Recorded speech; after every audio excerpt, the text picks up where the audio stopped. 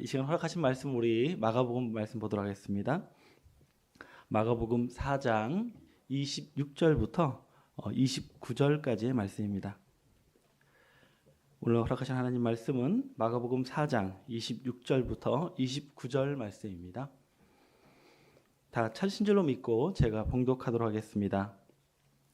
또 가라사대 하나님의 나라는 사람이 씨를 땅에 뿌림과 같으니 저가 밤낮 자고 깨고 하는 중에 씨가 나서 자라되 그 어떻게 된 것을 알지 못하느니라. 땅이 스스로 열매를 맺되 처음에는 싹이요 다음에는 이삭이요 그 다음에는 이삭의 충실한 곡식이라.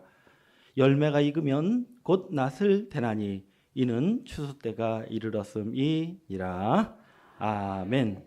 네, 오늘 하나님께서 허락하신 말씀을 우리 마가복음 4장 26절에서 29절까지의 말씀을 통해서 스스로 열매 맺는 하나님 나라, 스스로 열매 맺는 하나님 나라라는 제목으로 오늘 말씀 상고해 보도록 하겠습니다.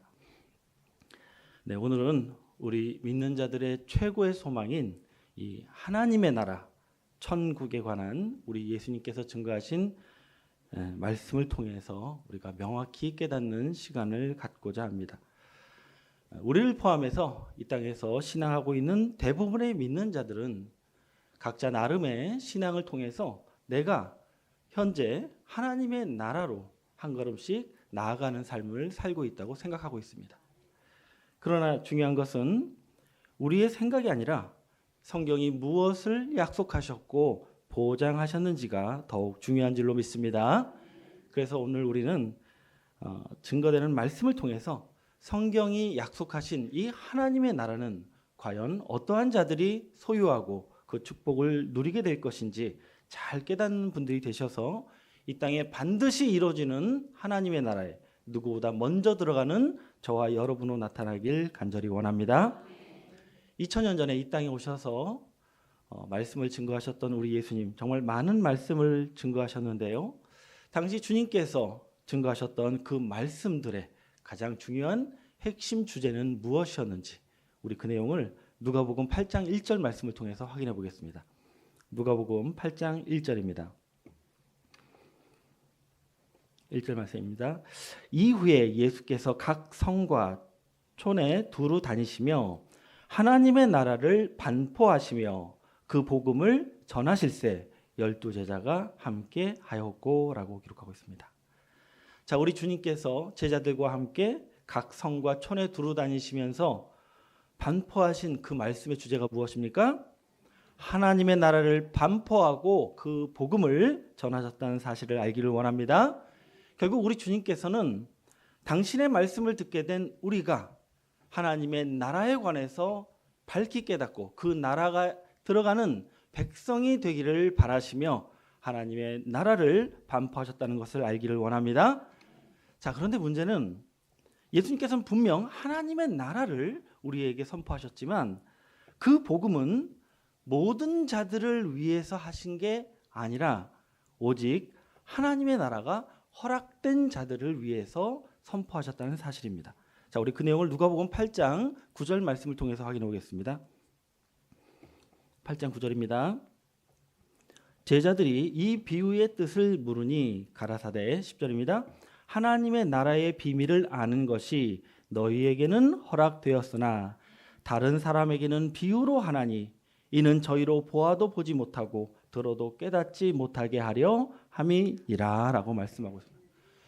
결국 예수님께서 증거하신 이 하나님의 나라는 그 나라가 허락된 자, 이 천국에 합당한 자들에게만 그 비밀을 알게 하셨고 반대로 하나님의 나라가 허락되지 아니한 자들에게는 보아도 보지 못하고 들어도 깨닫지 못하게 하심으로 하나님의 나라를 불허하시고 차단하시고자 굳이 비유로 말씀하셨다는 것을 알기를 원합니다.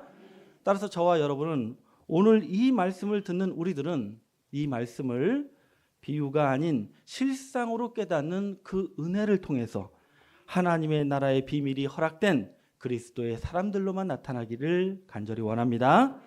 자, 오늘 본 말씀이 기록된 이 마가복음 4장은 우리 주님께서 공생의 2년쯤에 갈릴리에서 2차 순회 전도를 하실 때의 일을 기록하고 있습니다.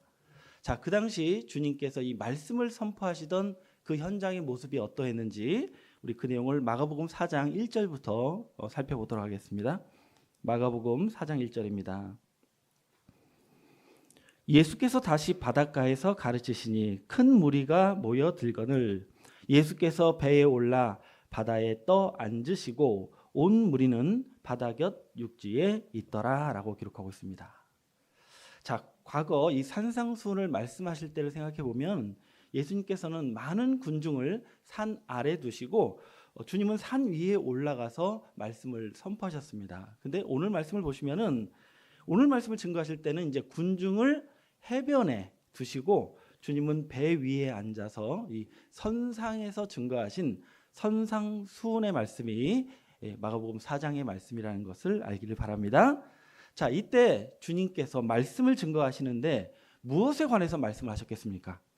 당연히 하나님 나라에 관해서 말씀을 하시는데요. 여러분 잘 아시는 씨 뿌리는 비유를 통해서 천국을 증거하십니다. 그리고 이 하나님의 말씀을 받게 될 이 사람의 심령을 총 4가지의 밭으로 비유하시는데요.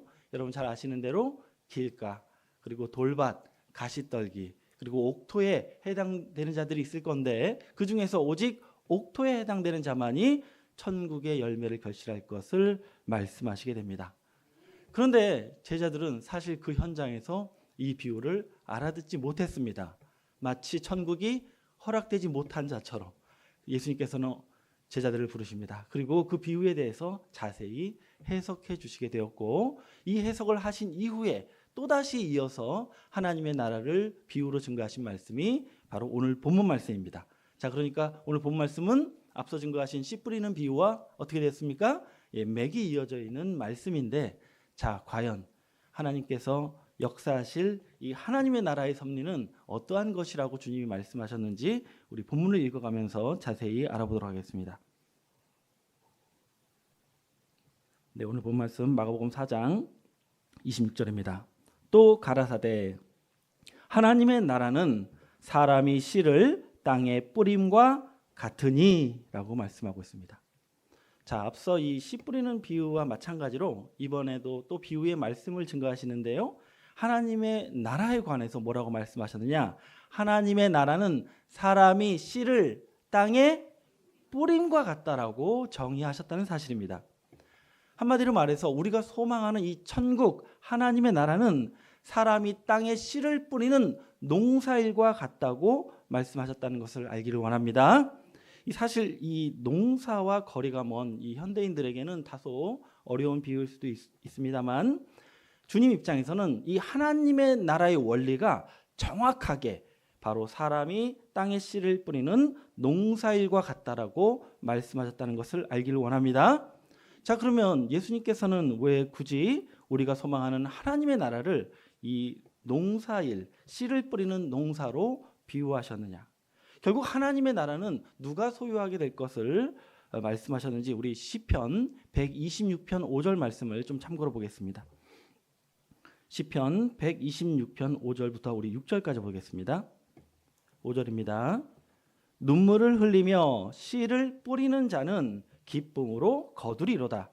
6절입니다. 울며 씨를 뿌리러 나가는 자는 정녕 기쁨으로 그 단을 가지고 돌아오리로다 라고 말씀하고 있습니다.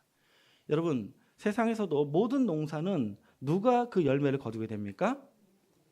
바로 씨를 뿌린 자가 기쁨으로 그 열매를 거두는 것처럼 결과적으로 하나님의 나라를 자신의 기업으로 누리는 기쁨으로 거두게 될 자는 바로 하나님의 나라를 위하여 뭐한 자? 네, 씨를 뿌린 자가 그 열매를 얻을 것을 증거하고 있는 줄로 믿습니다.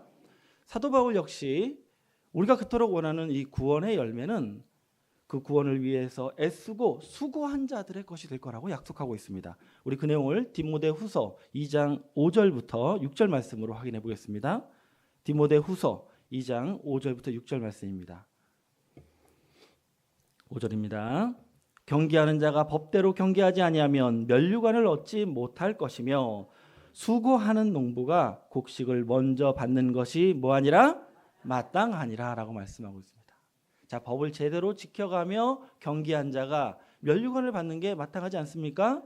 마찬가지로 그 농부가 수고한 농부가 곡식을 먼저 거두는 것이 마땅한 그 이치와 똑같이 하나님의 나라 역시 이 수고한 농부, 그 씨를 뿌리기 위해서 노력한 그 사람이 하나님의 나라를 먼저 기업으로 받는 것이 합당하다고 가르쳐주고 계신 줄로 믿습니다. 근데 여러분, 우리가 여기서 오해하지 말아야 될 것은 이 사실 이 열매는 농부가 맺게 하는 게 아니라는 사실입니다.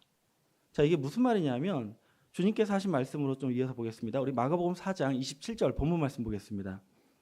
27절에 보시면 저가 밤낮 자고 깨고 하는 중에 씨가 나서 자라되 그 어떻게 된 것을 알지 못하느니라 라고 말씀하고 있습니다. 자, 농부가 분명 씨를 뿌렸습니다. 그리고 나고 자라게 할 수 있도록 밭을 개간하고 거름을 주고 한 것이 맞습니다만 그 씨가 나서 자라나는 그 과정은 사실은 농부는 알 수가 없다라고 말씀하고 있어요. 왜 그렇습니까? 씨가 나서 자라는 과정은 농부의 영역이 아니라는 거예요. 실제로 씨가 나서 자라는 것은요, 씨가 가진 생명력 그리고 땅에 가지고 있는 그 역할을 통해서 그 씨가 자라나는 것이고요. 사실 농부 입장에서는 그것을 지켜볼 뿐인 것입니다. 자, 그러면 결과적으로 열매는 누가 맺게 하느냐? 자, 주님께서 하신 말씀으로 확인해 보겠습니다. 우리 마가복음 4장 28절입니다. 28절입니다. 주님은 이렇게 말씀하십니다. 땅이 스스로 열매를 맺되 처음에 싹이요 다음엔 이삭이요 그 다음에 이삭에 충실한 곡식이니라 라고 말씀하셨습니다. 분명 농부가 엄청난 노력으로 또 그 수고와 열심으로 씨를 뿌리고 가꾼 것은 맞습니다만 그 농부의 열심으로 열매가 맺어지는 게 아니라 열매는 땅이 스스로 맺는 것이라고 말씀하셨다는 것을 깨닫기 원합니다. 그러니까 최종적인 이 결과물인 열매는 농부의 어떤 개입과 노력으로 이루어진 게 아니라 땅이 이 하나님이 주신 모든 환경의 도움을 받아서 스스로 열매 맺은 것이라는 것을 알기를 원합니다.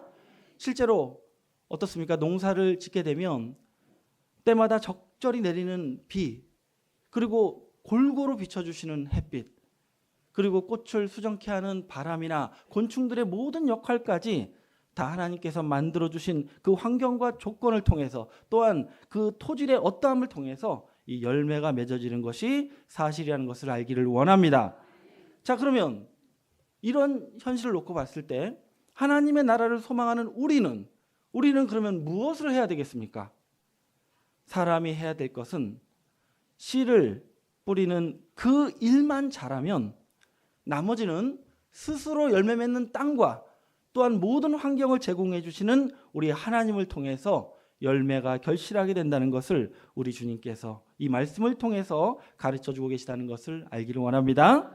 자, 그렇다고 해서 열매를 다른 사람이 가져가느냐? 그렇지 않습니다. 우리 본문 마지막 절입니다. 29절 말씀 보시면 마가복음 4장 29절 보시면 열매가 익으면 곧 낫을 대나니 이는 추수 때가 이르렀음이니라 라고 말씀하고 있습니다. 자, 추수 때가 되면 바로 그 밭에 씨를 뿌렸던 농부가 낫을 들고 나가서 그 땅이 스스로 열매 맺는 그 열매를 자기의 소득으로 취하는 것처럼 장차 이 땅에 이루어질 하나님의 나라 또한 하나님의 나라를 위해서 씨를 뿌린 그 사람이 그 나라를 열매로 얻게 될 것을 말씀하고 있다는 것을 알기를 원합니다. 자, 그러면 이 하나님의 나라를 소망하는 우리는 마땅히 해야 될 수고가 무엇이 되겠습니까? 바로 하나님의 나라를 위한 복음의 씨를 뿌리는 그 씨 뿌리는 사명뿐이라는 것을 알기를 원합니다. 자, 그러면 우리도 이제 하나님의 나라를 열매 맺게 하기 위해서 씨를 뿌려야 되는데 그러면 우리는 누구와 같이 이 씨를 뿌리면 좋겠습니까? 과연 우리의 본보기가 되신 이는 누구시겠습니까? 너무나 잘 아시는 말씀이죠. 우리 마태복음 13장 37절 말씀 보겠습니다. 대답하여 가라사대 좋은 씨를 뿌리는 이는 인자요 라고 말씀하셨습니다. 2000년 전에 하나님 나라의 복음을 이 땅에 선포하신 우리 예수님처럼 좋은 씨를 뿌린 자만이 결과적으로 좋은 열매, 천국의 열매를 얻게 된다고 말씀하고 있다는 사실입니다. 여러분, 우리가 아무 씨나 뿌린다고 해서 예수를 전하고 성경을 언급했다고 해서 열매를 얻는 것이 아니라 반드시 어떤 씨? 네, 좋은 씨를 뿌린 자만이 하나님의 나라를 열매 맺게 될 줄로 믿습니다. 여러분, 이게 사실이라면 제가 여러분께 한 가지 질문을 드리겠습니다. 분명 예수님께서 좋은 씨를 뿌리셨고요. 예수님을 대신해서 오늘날까지도 많은 사역자들이 말씀의 씨를 뿌려왔습니다. 그러면 주님 오시고 2000년이나 지난 오늘날까지도 왜 하나님의 나라는 열매 맺지 못하고 있습니까? 왜 우리가 그 결실을 보지 못하고 있습니까? 여러분, 결과를 놓고 볼 때에 지금까지 수많은 사역자들이 전했던, 주님을 대신한다고 하면서 행했던 그 씨 뿌리는 사명은 결과적으로 많은 교회를 세우고 많은 기독교인을 낳는 그런 씨 뿌리면 됐는지는 모르겠습니다만 정작 하나님의 나라를 열매 맺게 하는 씨 뿌림은 아니었다는 것을 알기를 원합니다. 왜요? 결과가 말해주고 있지 않습니까? 만약 우리 주님이 뿌리셨던 그 좋은 씨를 제대로 뿌렸다면 우리는 벌써 하나님의 나라를 영접했을 것입니다. 자, 그러면 이 하나님의 나라를 열매 맺게 하기 위해서 반드시 어떤 씨를 뿌려요? 좋은 씨를 뿌려야 되는데, 그러면 그 좋은 씨, 과연 그 정체가 무엇이 되겠습니까? 우리 잘 아시는 말씀인데 방금 말씀 이어서 보겠습니다. 마태복음 13장 38절입니다. 밭은 세상이요 좋은 씨는 천국의 아들들이요 라고 말씀하셨습니다. 우리 주님이 뿌리신 좋은 씨가 무엇이냐? 바로 천국의 아들들이라고 말씀하셨는데, 이 천국의 아들들, 그 좋은 씨 주님께서 어떻게 뿌리셨습니까? 마가복음 4장 14절 말씀 보시면 뿌리는 자는 무엇을 뿌립니까? 말씀을 뿌리는 것이다 라고 하셨기 때문에 하나님의 나라를 열매 맺게 하는 이 좋은 씨는 하나님의 백성들을 하나님의 아들들로 나타나게 하는 바로 아들의 영의 말씀이야말로 좋은 씨의 말씀이라는 것을 알기를 원합니다. 그래서 지금까지 이 땅에 진정한 하나님의 아들들이 태어나지 못하고 아들들의 나라로, 하나님의 나라로 열매 맺지 못하고 있는 것은 이 아들의 영의 말씀이 뿌려지지 못하므로 우리가 아직까지도 열매를 보지 못하고 있다는 사실을 알기를 원합니다. 자, 그러면 장차 하나님의 나라를 열매 맺게 하는 이 아들 되게 하는 이 아들의 영의 말씀, 과연 어떤 말씀이겠습니까? 여러 말씀이 있습니다만 우리 가장 대표적인 말씀 갈라디아서 4장 4절 말씀을 보도록 하겠습니다. 갈라디아서 4장 4절부터 5절까지 말씀입니다. 때가 참에 하나님이 그 아들을 보내사 여자에게 나게 하시고 율법 아래 나게 하신 것은 율법 아래 있는 자들을 속량하시고 우리로 아들의 무엇을? 명분을 얻게 하려 하심이니라 라고 말씀하셨습니다. 하나님께서 하나님의 나라를 이룰 때가 되어서 굳이 당신의 아들을 여자에게 나게 하시고 율법 아래 나게 하시고 십자가를 지게 하신 이유는 무엇입니까? 율법 아래서 종로로 타고 있는 우리를 모하시고 속량하시고 우리에게 아들의 신분과 그 이름을 주시고자 이 땅에 오셨다고 분명하게 성경은 기록하고 있는 줄로 믿습니다. 따라서 우리 주님께서 우리를 율법에서 해방하셨기 때문에 우리는 이제 종이 아니요 죄인도 아니요 오직 하나님의 아들이라는 사실을 믿고 아들의 입장으로 하나님 앞에 서게 하시는 그 복음, 그 말씀이야말로 바로 천국의 아들들을 탄생시키는 좋은 씨의 말씀이요 천국 복음이라는 것을 알기를 원합니다. 그래서 우리 6절 말씀 이어서 보시면 너희가 아들인 거로, 네, 좋습니다. 다시 하겠습니다. 너희가 아들인 거로 하나님이 그 아들의 영을 우리 마음 가운데 보내사 하나님을 아바 아버지라 부르게 하신 줄로 믿습니다. 이처럼 주님께서 우리를 율법에서 해방하시고 이미 아들의 신분을 주셨다라는 이 말씀이 바로 하나님의 나라를 열매 맺게 하는 좋은 씨의 말씀이고 아들의 영의 말씀인데, 지금까지 어떻습니까? 이 땅에 주의 종들만이 탄생하고 있고 주의 종들의 교회만이 세워지고 있는 것은 바로 제대로 된 이 아들의 복음이 이 땅에 선포되지 못한 결과이고, 결국 이 땅의 모든 땅들이 하나님의 아들들로 맺어지지 못하고 하나님의 나라는 계속 유보되고 있다는 것을 우리가 알 수가 있는 줄로 믿습니다.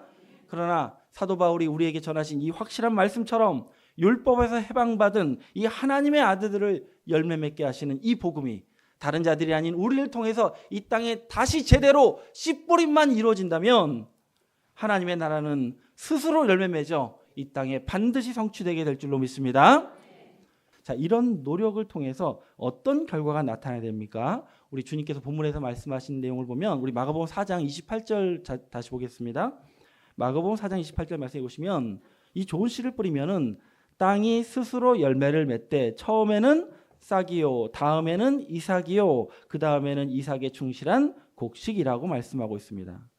자, 결국은 결론은 어떻게 지냐면 이 말씀을 받은 그 사람의 마음밭이 어떠한 땅이냐에 따라서 싹이 나다가 그칠 수도 있고 또 이삭을 맺을 수도 있고 더 좋으면 좋은 밭이면 정말 우리가 바라는 열매로 나타날 자도 있다는 것입니다.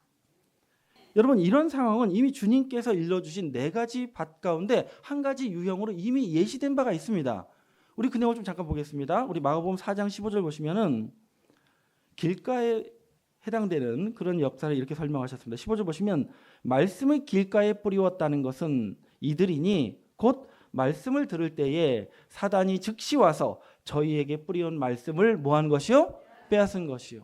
그 말씀이 뿌려지는 순간 누가 온 거예요? 사단이 와서 그 말씀을 빼앗아 버린 것입니다. 이게 왜 나타났습니까? 무엇을 했기 때문에? 씨를 뿌렸기 때문에 나타난 결과인 줄로 믿습니다. 또 주님은 어떤 것을 예시하셨느냐? 우리 17절 말씀 이어서 보시면 마가복음 4장 17절입니다. 우리 돌밭에 해당된 분들도 있죠. 그 속에 뿌리가 없어 잠깐 견디다가 말씀을 인하여 환난과 핍박이 일어난 때에는 곧 넘어지는 자요라고 말씀하고 있습니다. 다행히 말씀을 잘 받아들였고 인정했음에도 불구하고 환난이나 핍박이 일어나면 넘어져 버리는 이 싹만 피우다 끝나는 어떤 밭도 있어요? 돌밭에 해당되는 분들도 있다는 것입니다. 또 우리 19절 말씀 이어서 보시면 세상의 염려와 재리의 유혹과 기타 욕심이 들어와 말씀을 막아 결실치 못하게 되는 자요라고 말씀하고 있습니다. 역시 말씀을 잘 받아들였습니다. 심지어 이삭을 형성할 정도로 성장했습니다. 그런데 뭐가 와요? 세상 염려, 재물의 유혹이 그분의 말씀을 맡게 되면 결국 이삭만 되고 결실하지 못하는 가시밭에 해당되는 신앙인들도 있을 것을 말씀하고 있습니다. 사실 씨를 뿌린 우리의 입장에서는 굉장히 상처가 될 만한 상황들입니다. 그러나 이런 밭만 있는 것이 아니라 반드시 그 좋은 말씀을 받고 결실할 밭도 있다고 하신 줄로 믿습니다. 우리 20절 말씀 보시면은 좋은 땅에 뿌리웠다는 것은 곧 말씀을 듣고 받아 30배, 60배, 100배의 결실을 하는 자니라라고 말씀하고 있습니다. 천국의 아들 되게 하는 이 참다운 복음을 듣고서 온전히 그 말씀을 받아들인 이후에는 내가 이 복음을 다시 전할 수 있는 그러한 아들들로 성장하는 저와 여러분과 같은 좋은 밭도 있는 줄로 믿습니다. 결과적으로 이 길가, 돌밭, 가시밭 같은 것은요 사실은 결과에 불과합니다. 무엇의 결과예요? 우리가 무엇을 했기 때문에 씨를 뿌렸기 때문에 나타난 결과이지 정말 무서운 것은 씨를 뿌리지 않은 농부가 아무것도 거두지 못한다는 사실입니다. 그래서 사실 이 시간 여러분께 말씀드리고 싶은 가장 우려되고 두려운 상황은 길가나 돌밭이나 이 가시떨기에 해당되는 자를 우리가 만나는 게 아니고 내가 아무것도 뿌리지 않아서 아무것도 거둘 수 있는 게 없는 그런 농부가 될 수도 있다는 사실입니다. 결국 이 하나님의 나라를 소망하는 자들이 가장 경계해야 될 일은 무엇입니까? 내가 아무 일도 하지 않는 것입니다. 내 삶이 세상에서 너무나 평온한 삶을 반복하고 있는 것입니다. 왜 아무 일도 안 일어납니까? 내가 뿌린 게 없으니까 아무 문제도 나타나지 않는 것입니다. 아무에게도 아무 말도 하지 않는 자, 뿌린 것이 없으니 거둘 것도 없다라는 말씀을 가장 경계하는 우리가 되길 원합니다. 여러분, 우리가 걱정하지 말아야 될 사실은 이 하나님의 나라는 우리가 씨를 뿌리건 뿌리지 않건 간에 이 하나님의 나라의 복음을 제대로 전하는 그 농부들을 통해서 반드시 결실할 것입니다. 또한 이 복음을 받은 땅들이 스스로 열매를 맺어서 하나님의 나라는 제때에 반드시 이 땅에 이루어질 줄로 믿습니다. 근데 문제는 그때에 내가 거둘 게 있을 거냐는 거예요. 내가 과연 거기에 들어갈 명분이 있겠냐는 것이 가장 우리의 문제가 될 줄로 믿습니다. 여러분, 나의 뿌림을 통해서 나의 결실이 결정된다는 사실을 명심하는 우리가 되길 원합니다. 여러분, 사도 바울도 이렇게 마지막 때에 이 하나님의 나라를 열매 맺어야 될 그 복음을 가진 자들이 하나님의 나라는 소망한다고 하면서 이 복음을 제대로 전하지 않고 이 씨뿌림의 사명을 저버리는 자들이 있을 것을 미리 아시고 이 복음 받은 우리가 반드시 정신 차리고 이 씨 뿌리는 일을 해야 될 것을 경고로 말씀을 기록하고 있습니다. 자, 그런 내용이 어디 있는지 우리 갈라디아서 6장 7절 말씀 보겠습니다. 갈라디아서 6장 7절입니다. 사도 바울이 이렇게 경고하십니다. 스스로 속이지 말라. 하나님은 만홀히 여김을 받지 아니하시나니 사람이 무엇으로 심든지 그대로, 그러면 오늘 본문 버전대로 말하자면 사람이 무엇이든지 무엇을 뿌리든지 그대로 거둘 것이라는 것입니다. 우리는 자칫 스스로 속이는 신앙생활을 할 수 있다고 경고하고 계십니다.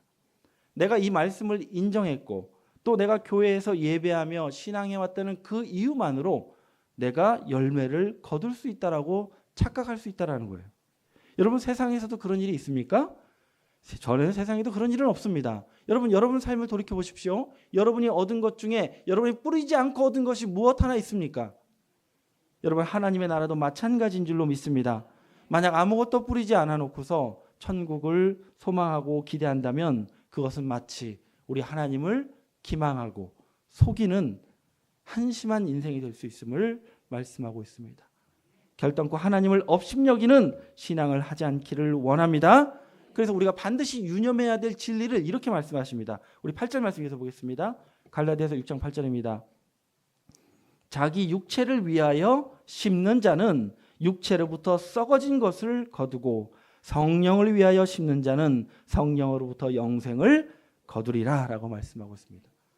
만약 우리가 날마다 심은 것, 뿌린 것, 그 말한 것이 그저 육체에 상관된 것만 뿌리고 말했다면 우리가 거둘 수 있는 것은 썩어질 것뿐이라는 것입니다. 그러나 반대로 우리가 성령을 위해서 하나님의 나라를 위해서 심고 뿌리고 말한 것이 있다면 우리의 그 한 말이 결과적으로 우리를 향하여 영생의 열매로 나타날 수 있다고 말씀하신 줄로 믿습니다.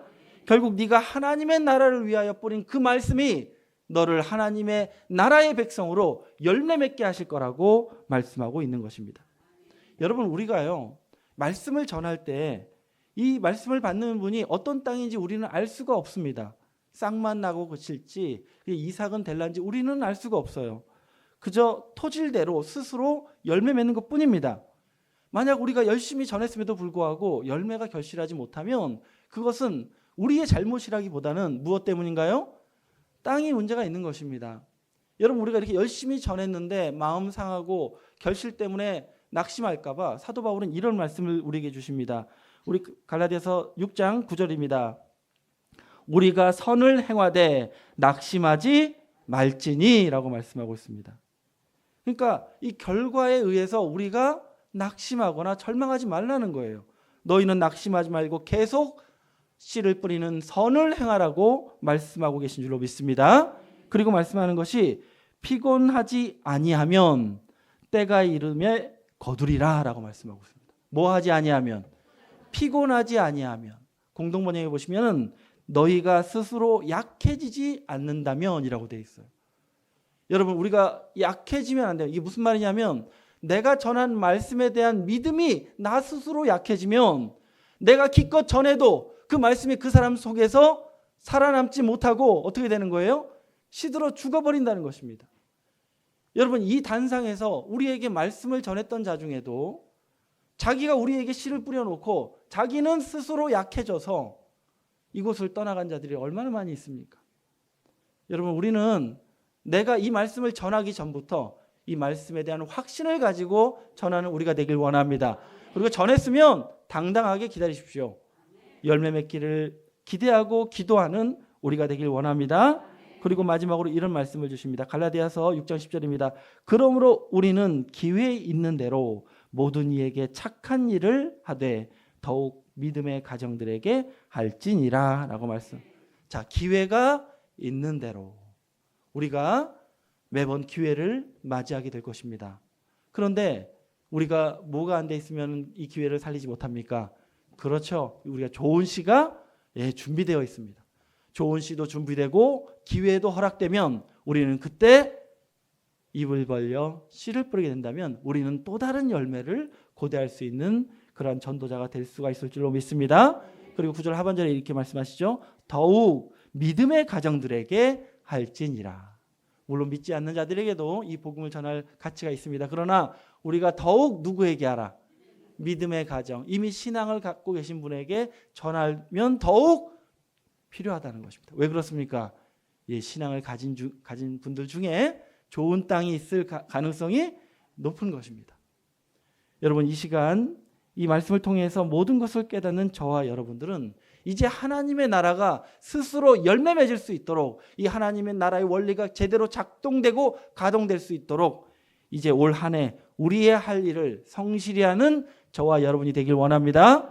올해 표가 무엇입니까? 복음 전파를 위하여 신명을 다하라. 좀 어려운 말씀인데요, 간단합니다. 네가 가진 그 진리의 말씀을 뭐하라?